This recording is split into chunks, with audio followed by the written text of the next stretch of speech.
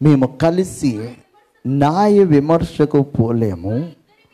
మా ఇద్దరి మీద చెయ్యి ఉంచదగిన మధ్యవర్తి మాకు లేడు. ఏమనంటే ఆయన నా వలె నరుడు కాడు. హల్లెలూయా. దేవుడు అయినటువంటి యెహోవా చాలా సందర్భాలలో ఆయన మాట్లాడినటువంటి మాట ఏంటంటే, నేను నరుడను కాను, అబద్ధ మాడుటకు అంటాడు. హల్లెలూయా.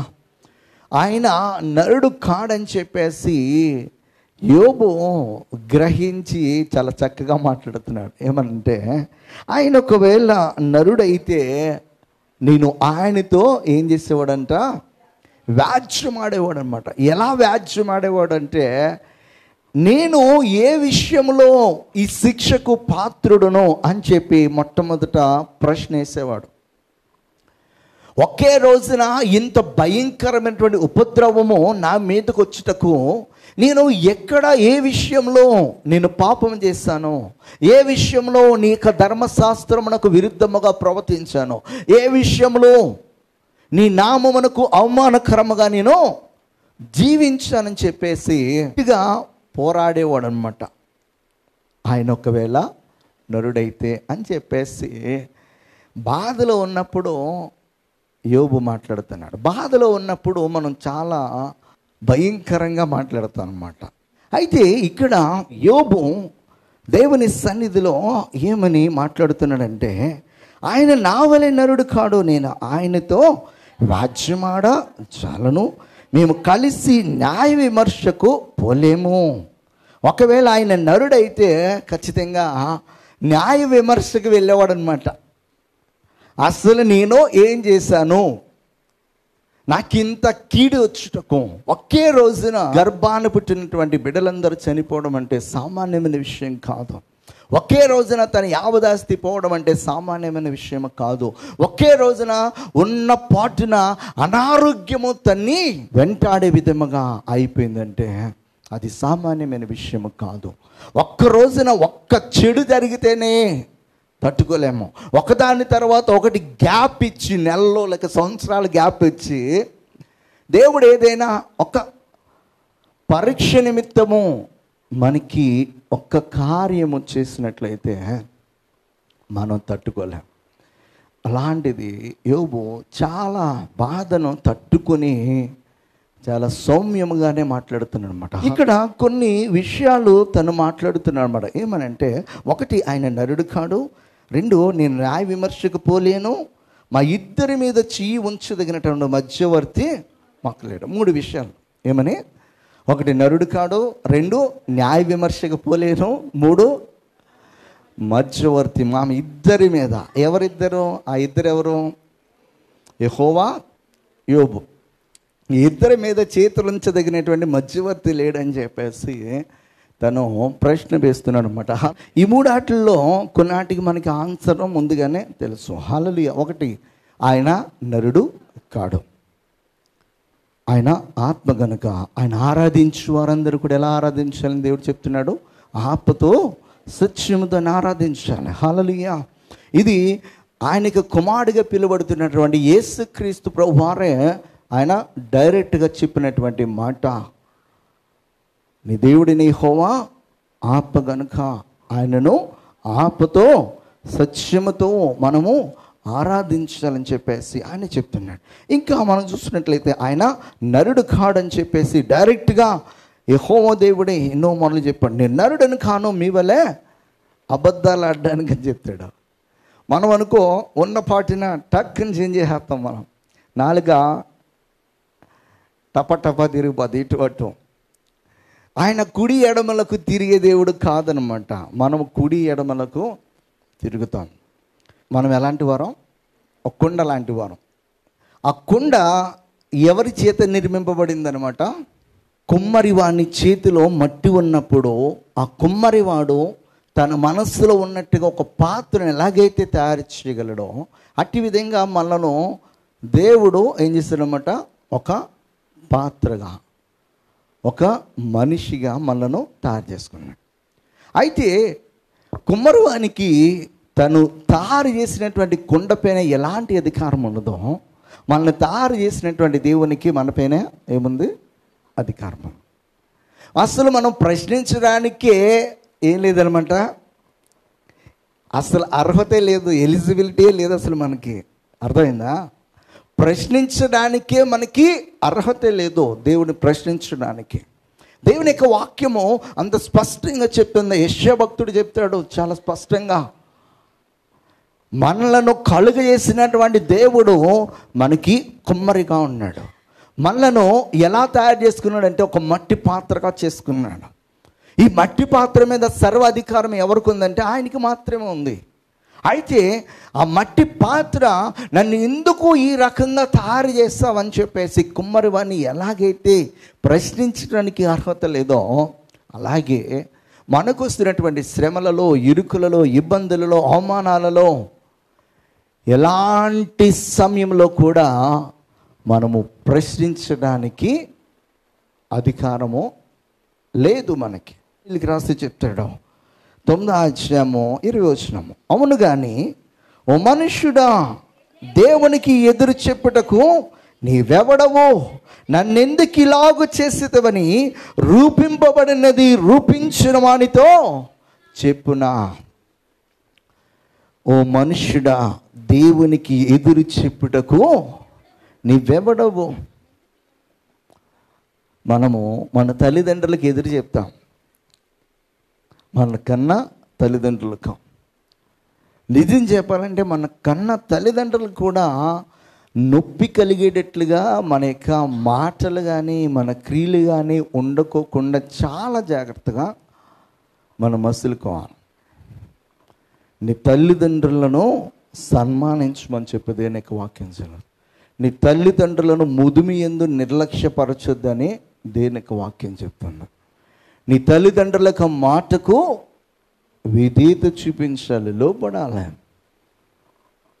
వారి మీద మనము ఎదురు తిరిగే వారము ఉండకూడదు. అలాగనే మనల్ని కలుగు చేసినటువంటి దేవుణ్ణి మనము అసలు ప్రశ్నించడానికి, ఎదురు చెప్పడానికి ఎట్లాంటి అధికారమో మనకి లేదు.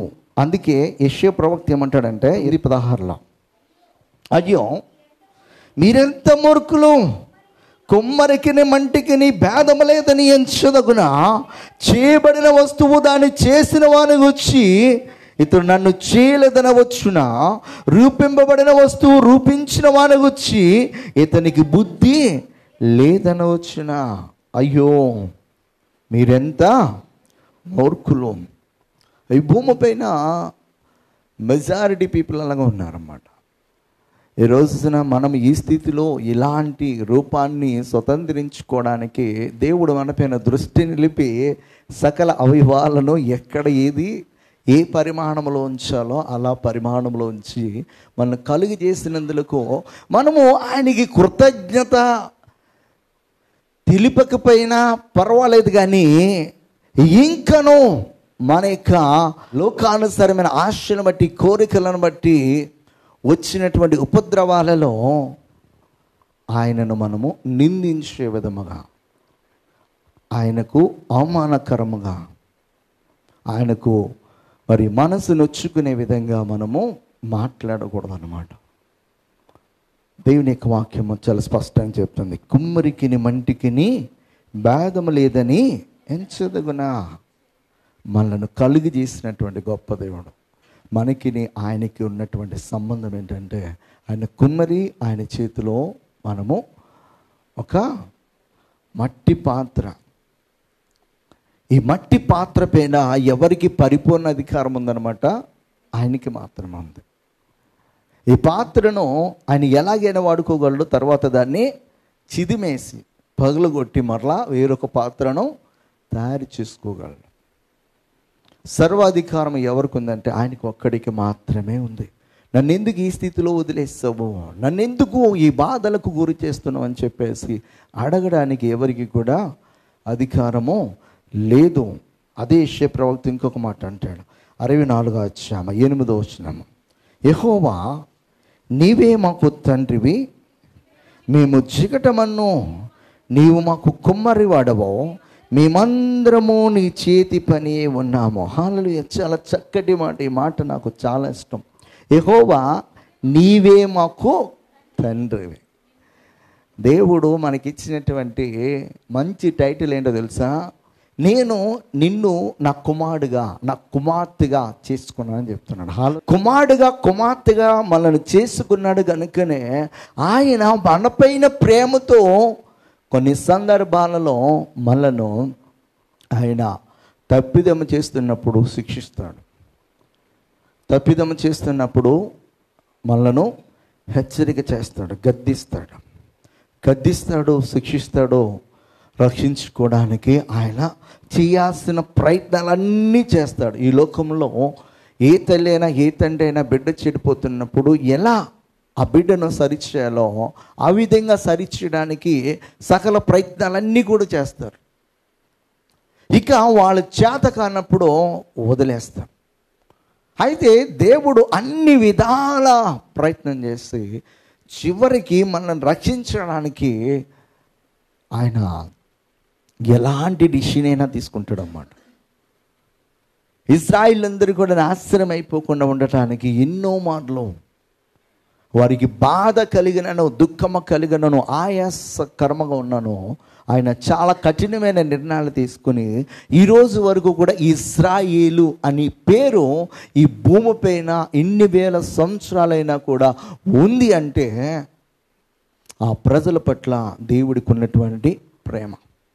నీ కుటుంబము తరతరములకు మరి ఈ భూమిపైన ఉండాలంటే దేవుడు ఆ విధముగా కాపాడితేనే నీ జనరేషన్, నీ ఉనికి అనేది కొన్ని తరాల పాటు ఉండదు.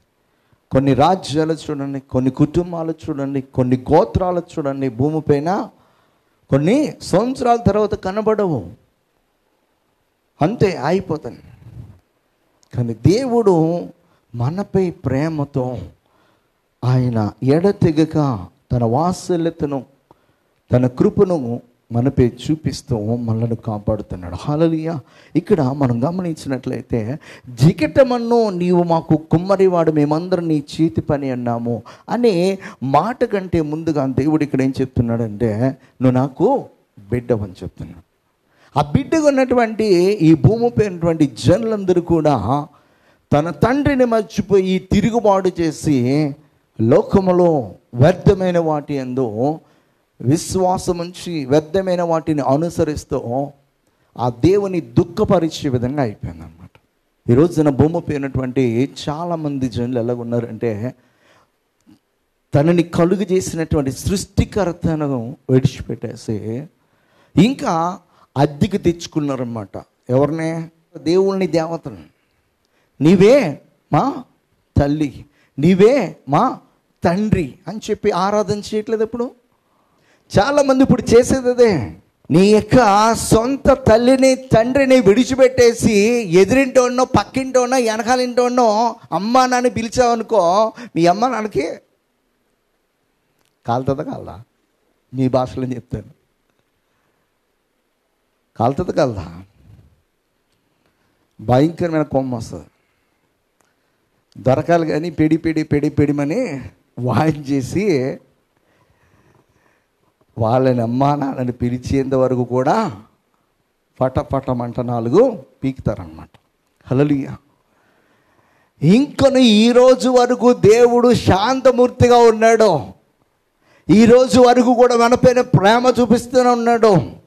ఇంతవరకు కూడా ఆయన యొక్క వాత్సల్యతను ఎడతెగగా ఈ సర్వ భూమిపైన, సర్వ మానవాళిపైన కుమ్మరిస్తూ ఉన్నాడంటే ఆయన సహనము ఎంత పెద్దదంటే ఆయన దీర్ఘశాంతము కలిగినటువంటి గొప్ప దేవుడు. అంత దీర్ఘశాంతము కలిగి దేవుడు మనలను ప్రేమిస్తున్నాడు కనుకనే మనలను మరలా తిరిగి వెనక్కి తెచ్చుకోవడానికి ప్రయత్నం చేస్తున్నాడు. వెనక్కి తెచ్చుకోవడానికి ఆ ప్రయత్నం చేసే క్రమంలోనే మనపైన,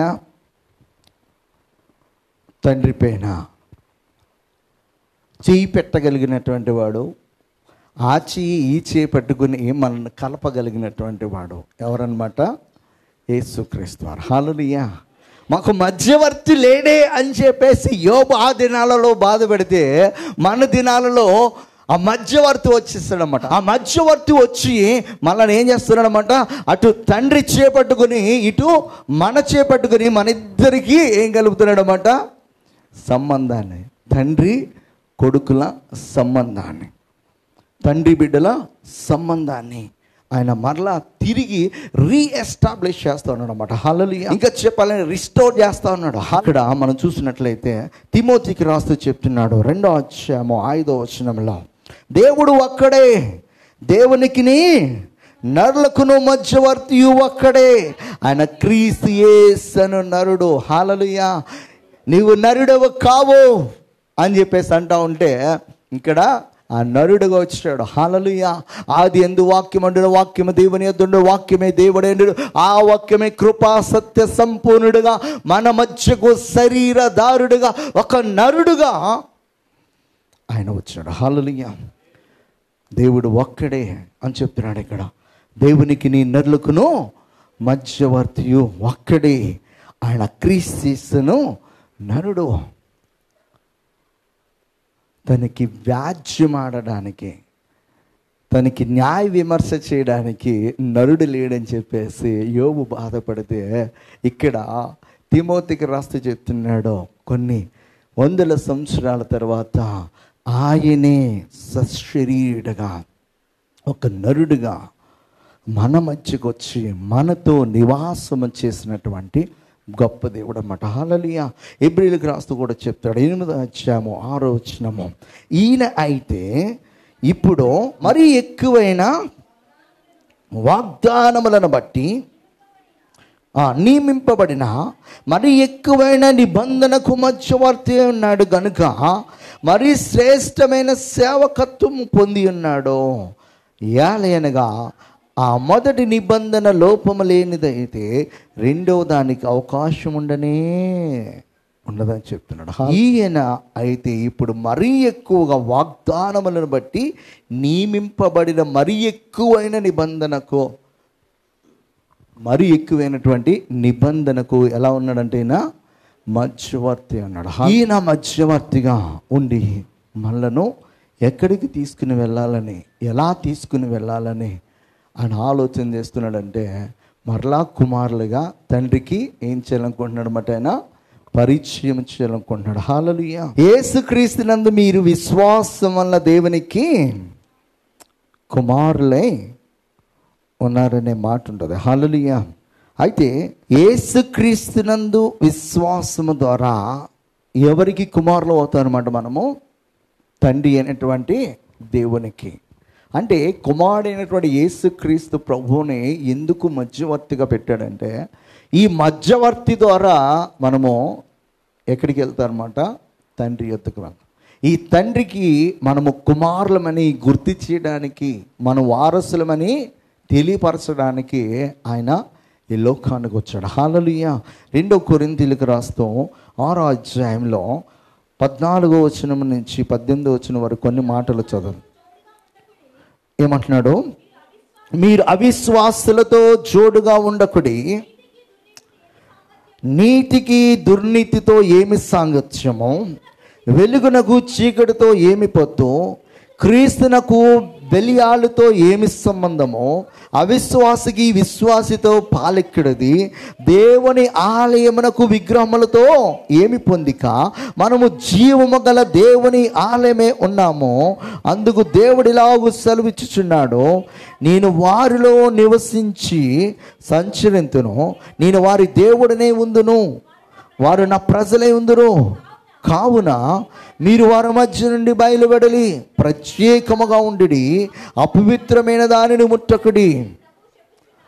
ప్రభు చెప్పుచున్నాడు, మరియు నేను మిమ్మల్ని చేర్చుకొందును, మీకు తండ్రినై ఉందును, మీరు నాకు కుమారులను కుమార్తెలే ఉందురని సర్వశక్తి గల ప్రభువు చెప్పుచున్నాడు. హల్లెలూయా. నేను మీకు తండ్రినై ఉందును, మీరు నాకు కుమారులను కుమార్తెలే ఉందిరని ఎవరు చెప్తున్నారు ఈ మాట? సర్వశక్తి గల దేవుడు చెప్తున్నాడు. హల్లెలూయా. ఎవరి ద్వారా, ఏ మధ్యవర్తి ద్వారా మనము తిరిగి కుమారులుగా కుమార్తెలుగా అవబోతున్నామంటే అది యేసుక్రీస్తు ద్వారా. హల్లెలూయా. యేసుక్రీస్తు ద్వారా మనము మరలా కుమారులుగా కుమార్తెలుగా పిలవబడ్డానికి దేవుని చేత పంపబడినటువంటి మధ్యవర్తి. ఆ మధ్యవర్తి ఎవరో మనకి తెలుసు అనమాట. ఎఫెసీయులకు రాస్తూ 1వ అధ్యాయంలో 5-6 మాటల్లో మనం చదివినట్లయితే, ఇట్లనగా తన ప్రియని యందు తాను ఉచితముగా మనకు అనుగ్రహించిన తన కృపా మహిమకు కీర్తి కలిగినట్లు తన చిత్త ప్రకారమైన దయా సంకల్పము చొప్పున యేసుక్రీస్తు ద్వారా తనకు కుమారులనుగా స్వీకరించుటకై మనను ముందుగా తన కోసము నిర్ణయించుకొని మనము తన ఎదుట పరిశుద్ధులము నిర్దోషులమై ఉండవలనని జగత్తు పునాది వేయబడక మునిపే ప్రేమ చేత ఆయన క్రీస్తులో మనల్ని ఏర్పరచుకున్నాను. హల్లెలూయా. యేసుక్రీస్తు ద్వారా తనకు కుమారులుగా కుమార్తెలుగా స్వీకరించుట కొరకే జగత్తు పునాది వేయబడక మునిపే ఆయన మనలను నిర్ణయించుకున్నాడంట. ఆ మధ్యవర్తి మనలను కుమారులుగా కుమార్తెలుగా చేయడానికి వచ్చినటువంటి వ్యక్తి. మనను కుమారులుగా కుమార్తెలుగా చేయడానికి వచ్చినటువంటి ఈయన మనపై ఉన్నటువంటి ప్రతి ఒక్క పాపం భారమును, మనపై ఉన్నటువంటి ప్రతి ఒక్క శాప భారమును అన్నిటినీ కూడా ఆయన తనపైన వేసుకొని మనను ఎలాగా మార్చడానికి ప్రయత్నం చేస్తున్నాడంటే, ఆదిలో ఆదామును కలుగజేసినప్పుడు ఆదాము ఎలాగైతే నిందారహితుడుగా పరిశుద్ధుడిగా ఇటువంటి మచ్చ ముడత లేనటువంటి వాడుగా ఉన్నాడో అట్టి విధంగా మనల్ని తయారు చేయడానికి వచ్చినటువంటి మధ్యవర్తి అన్నమాట. మనపై ఉన్నటువంటి ప్రతి శాపాన్ని పాపాన్ని అన్నిటినీ కూడా తొలగించడానికి వచ్చినటువంటి మధ్యవర్తి అని మనం గుర్తుపెట్టుకోవాలి. 1 యోహాను 3వ అధ్యాయము 1-2 మాటలు కూడా చదువుదాం. మనము దేవుని పిల్లలమని పిలువబడినట్లు, హల్లెలూయా, ఏమంటున్నాడు, తండ్రి మనకెట్టి ప్రేమను అనుగ్రహించును. చూడండి, మనము దేవుని పిల్లలమే, ఈ హేతువు చేత లోకము మనలను ఎరుగదు, యాలి అనగా అది ఆయనను ఎరగలేదు. ప్రియులారా, ఇప్పుడు మనము దేవుని పిల్లలమై ఉన్నాము. మనం ఇక ఏమవుదుమో అది ఇంకను ప్రత్యక్షపరచబడలేదు. కానీ ఆయన ప్రత్యక్షమైనప్పుడు ఆయన ఉన్నట్లుగానే ఆయనను చూతుము కనుక ఆయనను పోలిందమని ఎరుగుదము. ఇక్కడ చాలా స్పష్టంగా చెప్తున్నాడు అన్నమాట. మనము దేవుని పిల్లలమని పిలువబడినట్లు తండ్రి మనకెట్టి ప్రేమ అనుగ్రహించును. చూడండి, దేవుడు లోకాన్ని ఎంతో ప్రేమించాడంట. ఆ ప్రేమ చేత తన ఏకైక కుమారుని ఏం చేశాడనమాట, బలి అర్పించాడు. ఆ బలి అర్పణ ఎందుకు జరిగిందంటే, మనపై ఉన్నటువంటి ప్రతి శాపాన్ని పాపాన్ని తొలగించి మనల్ని నిష్కళంకులుగా చేసి, ఆదిలో తను కలుగజేసినప్పుడు ఆది మానవుడు ఎలాగైతే ఉన్నాడో అలాగా పరిశుద్ధుడిగా నిష్కళంకుడిగా చేయడానికి ఆయన రక్తము చేత మన యొక్క పూర్వపు పాప స్థితినంతటినీ కూడా కడిగివేసి, ఆ తర్వాత వాక్యము ద్వారా మనలను ఏం చేస్తున్నాడన్నమాట, స్థిరపరుస్తున్నాడన్నమాట. ఆ వాక్యమే మనల్ని నడిపించింది. ఆ వాక్యమే మనల్ని సర్వసత్యంలోనికి నడిపించేది కనుక ఆ వాక్యం ద్వారా మనతో మాట్లాడుతూ మనల్ని సరి చేస్తున్నటువంటి గొప్ప దేవుడు అన్నమాట. 21వ అధ్యాయము 7వ వచనం చదువుదాం. ప్రకటన గ్రంథంలో, జయించువాడు వీటిని స్వతంత్రించుకొనును, నేనతనికి దేవుడినే ఉందును, అతడు నాకు కుమారుడే ఉండును. హల్లెలూయా. జయించు అని అంటాడా, ఏమంట, వీటిని స్వతంత్రించుకుంటాడు జయించువాడు, నేనైతే అతనికి దేవుడుగా ఉంటాను, అతడైతే నాకు ఎలా ఉంటాడని చెప్తున్నాడు, కుమారుడు అంట. మనకి ఆయన దేవుడిగానే ఉన్నాడు, కానీ ఆయనకి మనం ఎలా ఉన్నామన్నమాట, కుమారులుగా ఉన్నాం. ఏ తండ్రి ఏ కుమారుని శిక్షించడానికి, నాశనం చేయడానికి ఏ తండ్రి ఒప్పుకోడు. అవసరమైతే తన బిడ్డ కోసం తన యొక్క ప్రాణాన్ని పెడతాడు. న్యాయం తీర్చే దేవుడు మన కొరకు తన ప్రాణాన్ని పెట్టినటువంటి దేవుడు. హెబ్రీయులకు రాసినటువంటి పత్రికలో మనం గమనించినట్లయితే 9వ అధ్యాయము 15-16 వచ్చిన చదవండి. ఈ హేతువు చేత మొదటి నిబంధన కాలంలో జరిగిన అపరాధముల నుండి విమోచనము కలుగుటకై ఆయన మరణము పొందినందున పిలువబడిన వారు నిత్యమైన స్వాస్థ్యమును గుర్చిన వాగ్దానమును పొందు నిమిత్తము ఆయన క్రొత్త నిబంధనకు మధ్యవర్తి ఉన్నాడు. మరణ శాస్త్రం ఎక్కడ ఉండునో అక్కడ మరణ శాస్త్రము రాసిన వాని మరణము ఆవశ్యకము. ఆ శాస్త్రము రాసిన వాడు మరణం పొందితేనే అది చెల్లును. అది వ్రాసిన వాడు జీవించుచుండగా అది ఎప్పుడైనాను చెల్లునా. మరణ శాస్త్రము రాసినటువంటి వారు ఎవరు? ప్రభువైన యేసుక్రీస్తు. ఆ మరణ శాస్త్రము రాసినటువంటి ఆయన మనము మరణించుకోకుండా, మనం నిత్య నరకాగ్నికి పోకుండా, ఆయనక నిత్య జీవములో, నిత్య వెలుగులో, నిత్యము ఆయనతో ఉండాలని చెప్పేసి మన మరణాన్ని కొట్టివేయడానికి ఆయన మరణించాడన్నమాట. అందుకే అంటున్నాడు, ఓ మరణమా నీ ముల్లెక్కడా, ఓ మరణమా నీ విజయం ఎక్కడా. మనలను మరణించుకోకుండా, ఆ నిత్య నరకాగ్నిలో వండుకోకుండా దేవాతి దేవుడు మనల్ని రక్షించడానికి మరణ శాస్త్రము రాసినటువంటి ఆయన మన కొరకు ఏం చేస్తాడన్నమాట? మరణించాడు. హల్లెలూయా. చాలామందికి తెలియదు యేసుక్రీస్తు వారు సిలువలో ఎందుకు మరణించాడు. మరణ శాస్త్రము రాసినటువంటి ఆయన ఈ భూమిపైన ఏ మానవుడు కూడా ఇంకనూ మరణించుకోకుండా, అంటే యుగాలు ఆయనతో ఉండులాగున ఆ నిశ్చిత్తములో ఉండటానికి ఆ శారీరకమైనటువంటి మరణము, ఆత్మికమైనటువంటి మరణము నుండి మనల్ని విడిపించడానికి ఆయన సశరీరుడు ఈ లోకానికి రావడం అనేది జరిగింది. రావడం మాత్రమే కాదు, కానీ ఆ మరణ శాస్త్రాన్ని కొట్టివేయడానికి ఆయనే మరణించడం జరిగింది. మధ్యవర్తి మనలను తిరిగి తండ్రి యొద్దకు తీసుకుని వెళ్తున్నాడు. మన తరపున ఏం చేస్తాడో తెలిసైనా తండ్రితో వాచ్యమాడతాడు. ఆయన తెలుసా, ఈయన మనకి ప్లేడర్ అన్నమాట. మన భాషలో అర్థం అవ్వాలంటే మనకి ఎవరన్నమాట? ఈయన ప్లేడర్ అంటే లాయర్ అన్నమాట. ఈ లాయర్ ఏం చేస్తాడంటే మన తరపున వాదిస్తాడనమాట. ఇదిగో నక్కు మాతే అపవాది వచ్చి మన మీద నిందలు మోపుతూ ఉంటుంది. ఈయన ఏం చేస్తాడనమాట? ఆ నిందల అవమానాలన్నిటినీ కూడా ఇదిగో నా రక్తంతో కడిగేస్తాను.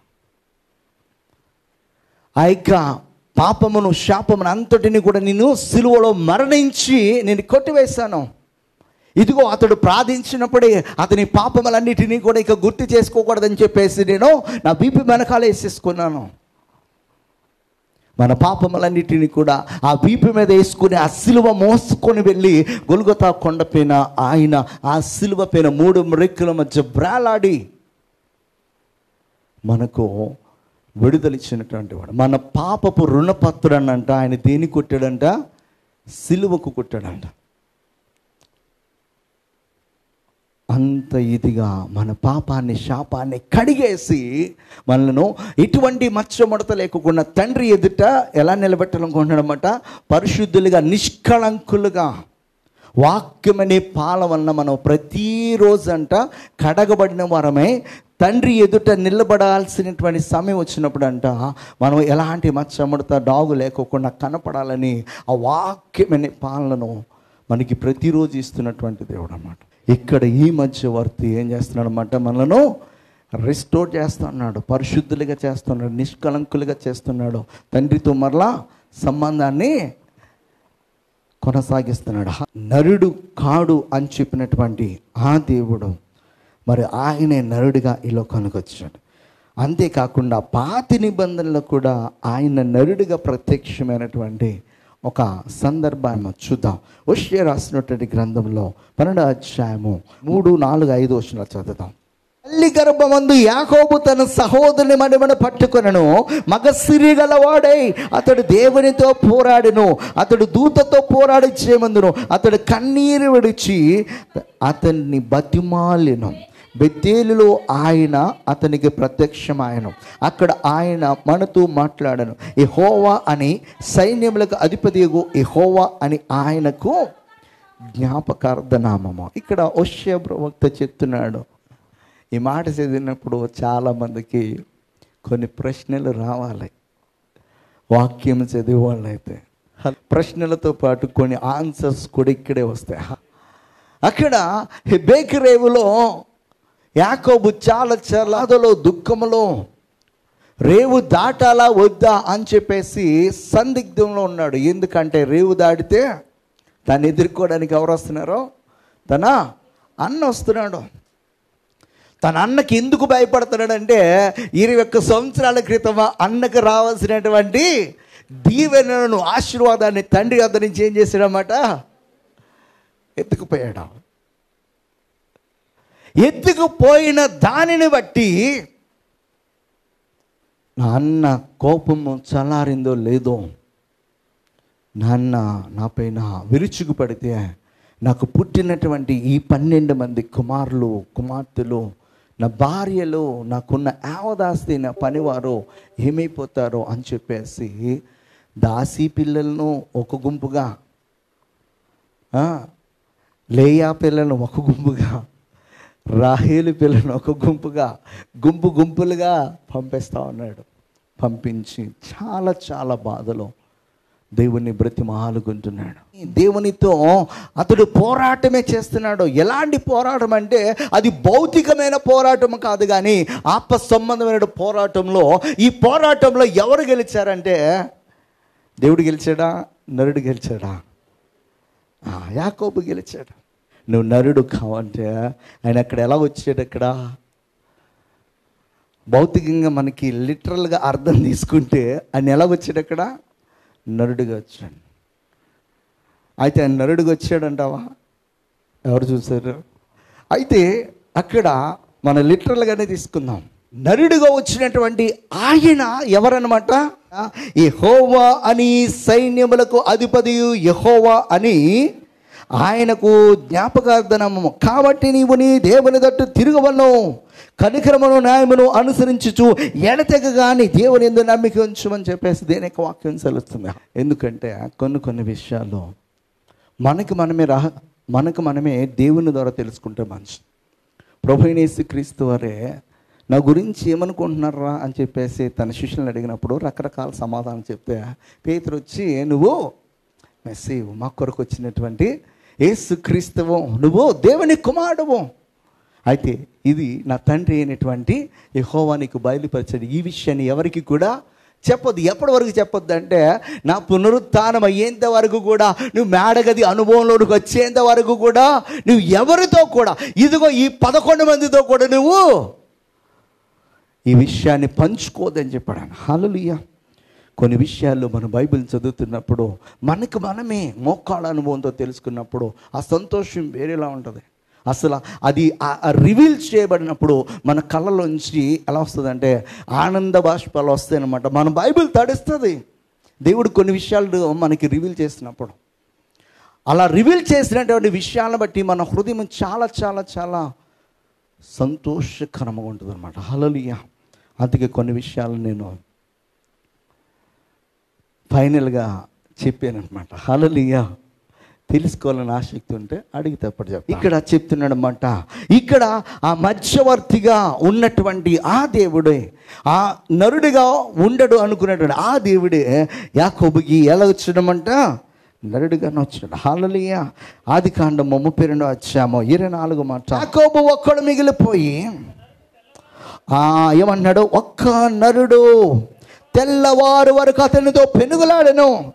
తాను అతని గెలవకుండా చూచి తొడగూటి మీద అతన్ని కొట్టెను. అప్పుడు అతడు ఆయనతో పెనుగులాడుట వలన యాకోబు తోడ గూడు వసలెను.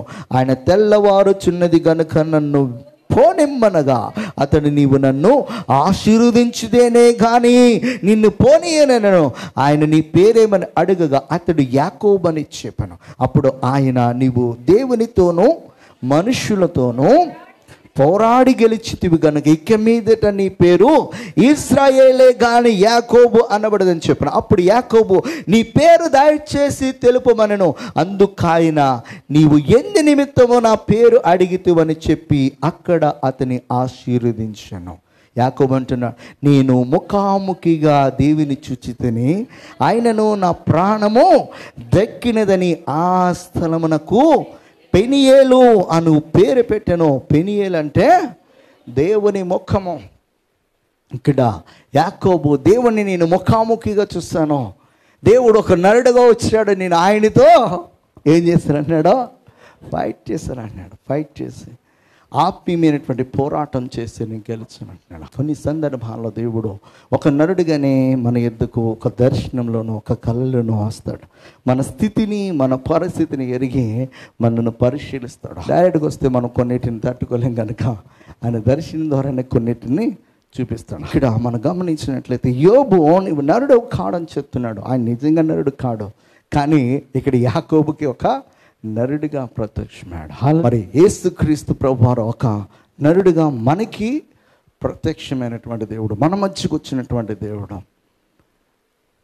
ఈ సందర్భాన్ని మనము జ్ఞాపం చేసుకున్నప్పుడు ఆయన మనలను తండ్రికి కుమారుడిగా చేయడానికి మధ్యవర్తిగా వచ్చినటువంటి దేవుడు. హాలాకీలకు రాస్తూ ఒక మాట చెప్తాడు, 3వ అధ్యాయం 1వ మాట, ఇదిగో నాకు ముందుగా మార్గము సిద్ధపరుచుటకే నేను నా దూతను పంపుచున్నాను. మీరు వెదుగుచున్న ప్రభువు అనగా మీరు కోరు నిబంధన దూత తన ఆలయమునకు హఠాత్తుగా వచ్చును. ఇదిగో ఆయన వచ్చుచున్నాడని సైన్యములకు అధిపతి యెహోవా సెలవిచ్చుచున్నాడు. ఎవరి గురించి సెలవిస్తున్నాడు ఇక్కడ? ఆ నిబంధన దూత ఎవరో? యేసుక్రీస్తు ప్రభువారు. హల్లెలూయా. ఇక్కడ చెప్తున్నాడు, ఇదిగో నాకు ముందుగా మార్గము సిద్ధపరచుటకే నేను మీరు వెదగుచున్న ప్రభువు అనగా మీరు కోరు నిబంధన దూత తన ఆలయమునకు హఠాత్తుగా వచ్చును. యెహోవా తన కుమారుని యేసుక్రీస్తు వారి గురించి చాలా స్పష్టంగా చెప్తున్నాడు. యెషయా ప్రవక్త ఒక మాట అంటాడు, 6వ అధ్యాయము 9వ మాట, వారి యావత్ బాధలో ఆయన బాధనందును ఆయన సన్నిధి దూత వారిని రక్షించెను, ప్రేమ చేతను తాళమి చేతను వారిని విమోచించెను. పూర్వ దినములన్నిటిను ఆయన వారిని ఎత్తుకొనుచు మోసుకొనుచు వచ్చెను. ఆయన మరి అనేక మార్లు తన యొక్క ప్రజల మధ్యకు ఎలా వచ్చాడంటే యెహోవా దూతగా వచ్చాడు. కొన్ని సందర్భాలలో మరి యాకోబు దగ్గర ఒక నరుడుగా వచ్చాడు. అలాగా ఆయన శాశ్వత కాలం వరకు కూడా ప్రత్యక్షమగుచునే ఉన్నాడని చెప్పేసి దేనిక మాటలు మనము ఇదివరకే విన్నాం. ఆది నుంచి కూడా ఆయన ప్రత్యక్షమగుచునే ఉన్నాడు. అయితే ఇక్కడ మనకి పరిపూర్ణముగా ఒక నరుడుగా ఈ భూమిపైకి ఆయన రావడం అనేది జరిగింది. అప్పుడు దేవదూతలందరూ కూడా దేవుణ్ణి చూడగలిగారు. అప్పటి వరకు కూడా దేవుని ముఖాన్ని ఎవరు చూడలేదు, దేవదూతలు కూడా తెలియదు. అందుకే పరలోక సైన్యమంతా కూడా భూమిపైకి వచ్చి ఏమని పాడుతున్నాయి అన్నమాట, సర్వోన్నతమైన స్థలములలో దేవునికి మహిమ, ఆయనకి ఇష్టలైన వారికి భూమి మీద సమాధానం కలుగునుగాక అని చెప్పేసి వాళ్ళు పాడి చాలా స్తుతించారంట. ముఖాముఖిగా దేవుని చూడగలిగారు. అక్కడ ఉన్నటువంటి ఏంజెల్స్ 2 రెక్కలతో ముఖాన్ని కప్పుకొని, 2 రెక్కలతో వారి పాదములు కప్పుకొని, 2 రెక్కలతో ఎగురుచు యుగాలలో జీవించి ఉన్నటువంటి దేవుడు పరిశుద్ధుడు పరిశుద్ధుడు పరిశుద్ధుడు అని స్తుతిస్తాడు. అంటే చూసే భాగ్యము వారికి కూడా లేదు. ఎప్పటి వరకు అంటే ఈ భూమిపైకి ఆయన సశరీరుడుగా వచ్చేంత వరకు, ఆయన మధ్యవర్తిగా వచ్చేంత వరకు, మన చెయ్యి తండ్రి చెయ్యి పట్టుకుని మనల్ని కలపడానికి ఆయన నిర్ణయించుకుని వచ్చేంత వరకు కూడా ఏంజెల్స్కి కూడా ఏం లేదనమాట. ఆయన ఎలా ఉంటాడో చూసే యోగ్యత వారికి కూడా లేదు. యోబు అంటున్నాడు, ఆయన నరుడు కాడు, నిజంగా నరుడు కాడు. ఆయనతో న్యాయ విమర్శ చేయడానికి నాకు అవకాశం లేదంటున్నాడు. అయితే మన తరపున న్యాయ విమర్శ చేయడానికి ఒక నరుడిగాను, ఒక మధ్యవర్తిగాను, న్యాయాధిపతిగా ఆయన ఈ భూమిపైకి రావడం జరిగింది. ఆ న్యాయాధిపతి ఎలాంటి వాడు అంటే మనల్ని తిరిగి కట్టేవాడు. ఆ న్యాయాధిపతి ఎలాంటి వాడు అంటే వాళ్ళని పరిశుద్ధులుగా చేసేవాడు. ఆ న్యాయాధిపతి ఎలాంటి వాడంటే మనలను మొట్టమొదటి మానవుడు ఎలాగైతే ఆదిలో ఆదాము ఎలాంటి పాపము లేనప్పుడు ఉన్నాడో మరి అలాంటి పరిశుద్ధులుగా చేయడానికి వచ్చి తన ప్రాణమును పెట్టినటువంటి న్యాయాధిపతి, మధ్యవర్తి. అలాంటి దేవుని మనము కలుగునందుకు మనము ఎంతగానో మరి ధన్యులము. మరి ఆ మధ్యవర్తి మన చేయి పట్టుకున్నప్పుడు మనం ఆ చేయి విడవకుండా మనము తండ్రితో ఏకమయ్యేంత వరకు ఆయన సన్నిధిలో యుగాలు కూడా జీవించడానికి, మనను సరిచేయడానికి ఈ మధ్యవర్తి మనపై పనిచేస్తున్నంత కాలము ఆయనకు మనము లోబడే వారముగా ఉంటే గనుక ఆయన ఏం చేస్తాడన్నమాట, మనను ఆయన స్వారూప్యంలోనికి తీసుకుని వచ్చే న్యాయాధిపతి అనమాట. హల్లెలూయా. మనకి మధ్యవర్తిగా ఉండటానికి తండ్రి ఏం మాట్లాడుతున్నాడో మనతో ఈజీగా కమ్యూనికేట్ చేయడానికి, మనము ఏమి జ్ఞాపన చేస్తున్నామో తండ్రికి తెలియపరచడానికి. మనం ప్రార్థన చేసినప్పుడు ఏమంటాము, యేసుక్రీస్తు నామములో ఈ ప్రార్థన విజ్ఞాపన మీకు సమర్పించుకొనిచున్న మా ప్రియ పరలోకపు తండ్రి, ఆమేన్. ఈ మధ్యవర్తి పేరు ఉపయోగించకపోతే ఎవరు యాక్సెప్ట్ చేయరు? పోరా అంటాడు ఎవరో తండ్రి. ఈ మధ్యవర్తి అంత ఇదిగా మన కొరకు ప్రాణం పెట్టినటువంటి వాడు, అంత ఇదిగా మన కొరకు మరి తండ్రి యొద్ద విజ్ఞాపన చేస్తున్నటువంటి వాడు, అంత ఇదిగా మన కొరకు తిరిగి రానే ఉన్నటువంటి వాడు అన్నమాట. హల్లెలూయా, హల్లెలూయా. గనుక ఆ మధ్యవర్తిని మనం కలిగి ఉన్నందుకు మనము ధన్యులము. మరి ఆ మధ్యవర్తి యొక్క ఆలోచన ప్రకారం మనం ముందుకు సాగు. అటువంటి కృప దేవుడు మనకు అనుగ్రహించును గాక. ఆమేన్. ప్రార్థన